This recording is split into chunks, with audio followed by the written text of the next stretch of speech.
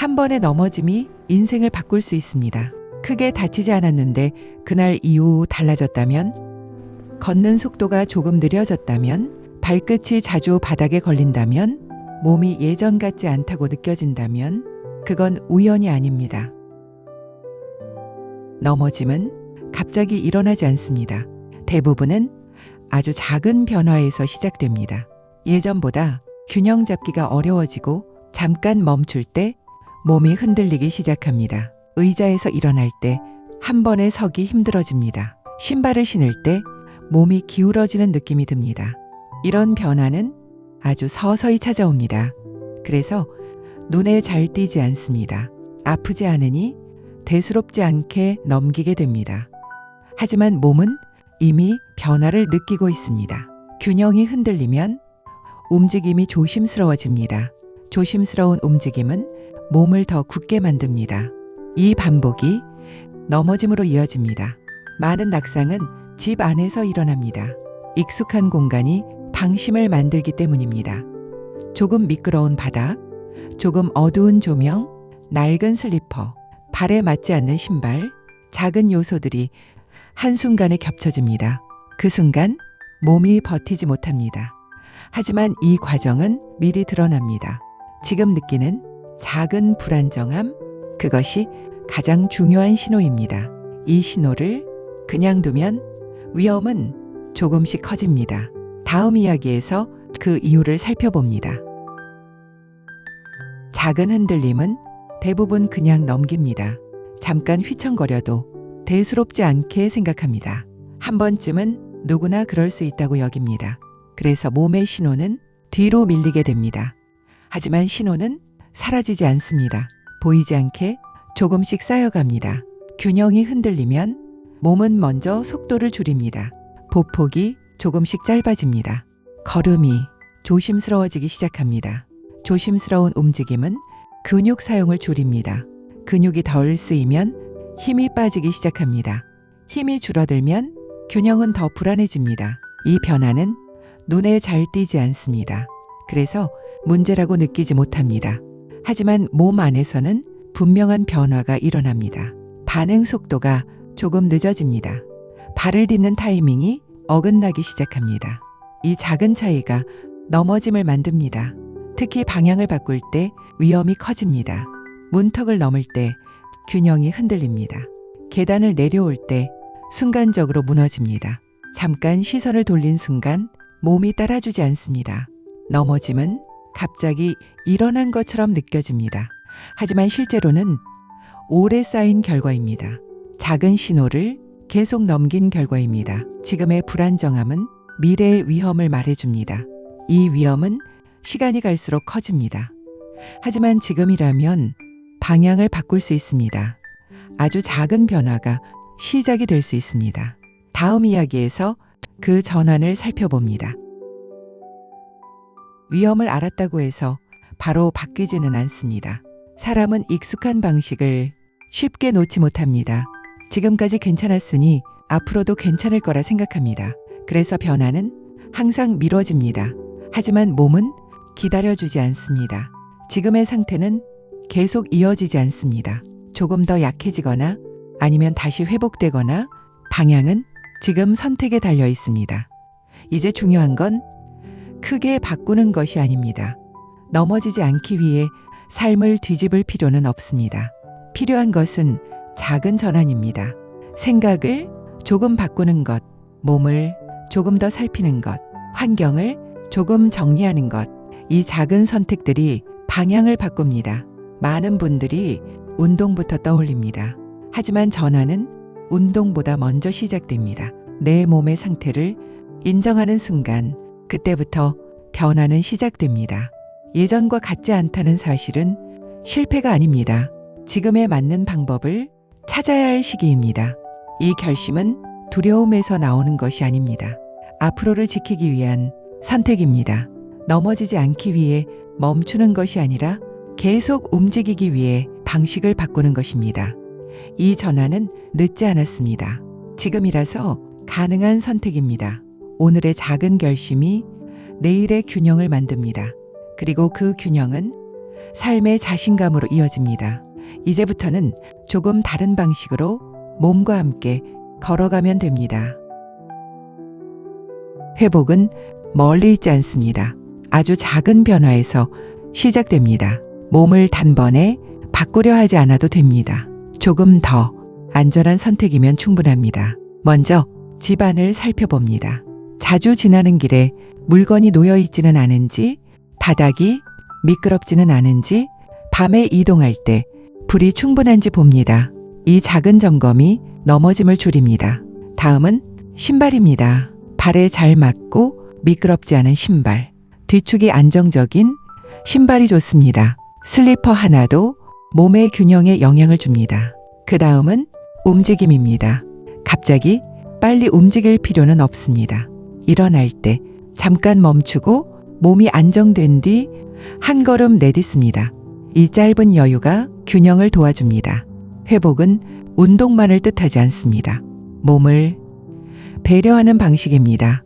조심한다고 해서 약해지는 것은 아닙니다. 오히려 몸을 지키는 힘입니다. 이 작은 변화들이 몸에 신호를 줍니다.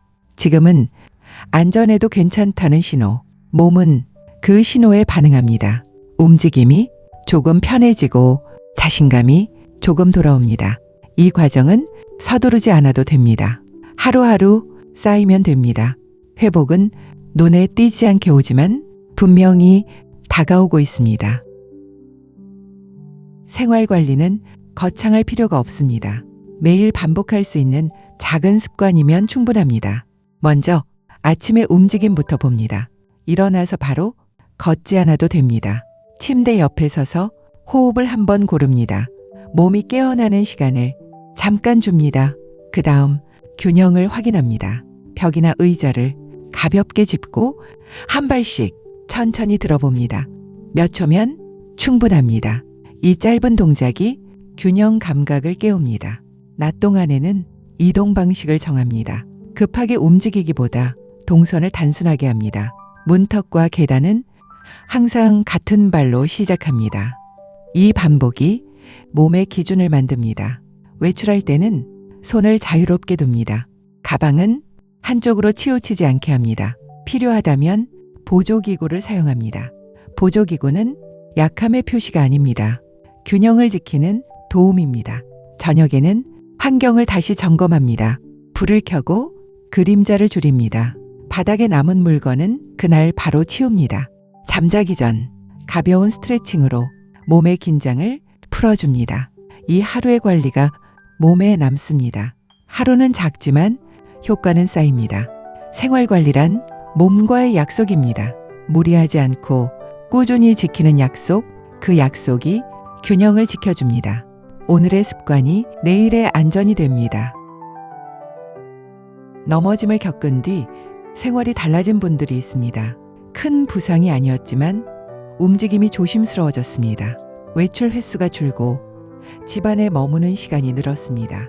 움직임이 줄자 몸의 힘도 함께 줄었습니다. 이런 변화는 특별한 경우가 아닙니다. 낙상 이후 많은 분들이 겪는 과정입니다. 연구에서도 비슷한 흐름이 확인됩니다. 균형 감각이 약해지면 보행 속도가 느려집니다. 보행 속도가 느려질수록 낙상 위험은 높아집니다.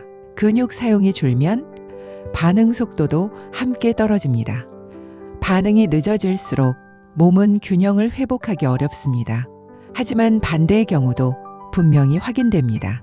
균형 훈련과 생활 환경 조정만으로도 낙상 위험이 눈에 띄게 줄어듭니다. 짧은 균형 동작을 매일 반복한 경우 보행 안정성과 자신감이 함께 회복됩니다. 집안 조명과 바닥 환경을 바꾼 뒤 야간 낙상이 줄어든 사례도 많습니다. 이 변화는 운동 능력만의 문제가 아닙니다. 몸이 안전하다고 느끼는 감각의 회복입니다. 안전하다는 감각은 움직임을 자연스럽게 만듭니다. 자연스러운 움직임은 균형을 다시 키웁니다. 이렇게 회복은 서로를 도우며 이어집니다. 중요한 점은 극단적인 변화가 아니라 현실에서 지속 가능한 관리입니다. 매일 지킬 수 있는 습관이 가장 큰 효과를 만듭니다. 연구와 사례는 같은 이야기를 합니다. 지금의 작은 실천이 미래의 낙상을 줄입니다. 회복은 이미 시작될 수 있습니다. 조건은 지금부터 살피는 것입니다. 몸은 그 변화에 반드시 반응합니다. 낙상에 대해 잘못 알려진 생각이 많습니다. 그 오해가 회복을 늦추기도 합니다. 첫 번째 오해는 나이 때문이라는 생각입니다. 나이가 들면 어쩔 수 없다고 여깁니다. 하지만 균형은 나이와 상관없이 관리됩니다. 두 번째 오해는 운동은 위험하다는 생각입니다. 움직이면 더 넘어질까 걱정합니다. 그래서 아예 움직임을 줄입니다. 하지만 적절한 움직임은 오히려 위험을 낮춥니다. 세 번째 오해는 보조기구에 대한 편견입니다. 보조기구를 쓰면 더 약해진다고 생각합니다. 사실 보조기구는 균형을 돕는 도구입니다. 필요한 순간에 몸을 지켜줍니다. 네 번째 오해는 집안은 안전하다는 믿음입니다. 익숙한 공간이라 괜찮다고 느낍니다. 하지만 낙상의 대부분은 집 안에서 일어납니다. 다섯 번째 오해는 한 번만 조심하면 된다는 생각입니다. 특별한 날만 주의하면 된다고 여깁니다. 하지만 낙상은 평소의 습관과 연결됩니다. 이 오해들은 모두 같은 방향을 가집니다. 변화를 미루게 만든다는 점입니다. 오해를 풀면 선택이 달라집니다.